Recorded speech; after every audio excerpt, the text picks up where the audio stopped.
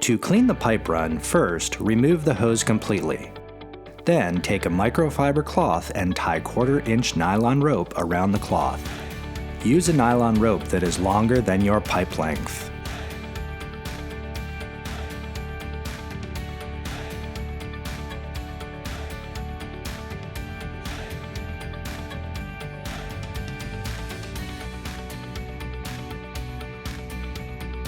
Once the nylon rope is secured, place the microfiber cloth in a solution of simple green and water until it is completely damp.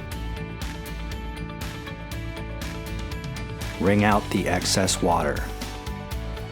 Place the dampened cloth into the valve and turn on the power to retract the pipe cleaning tool. Turn off the power and pull the pipe cleaning tool out of the valve.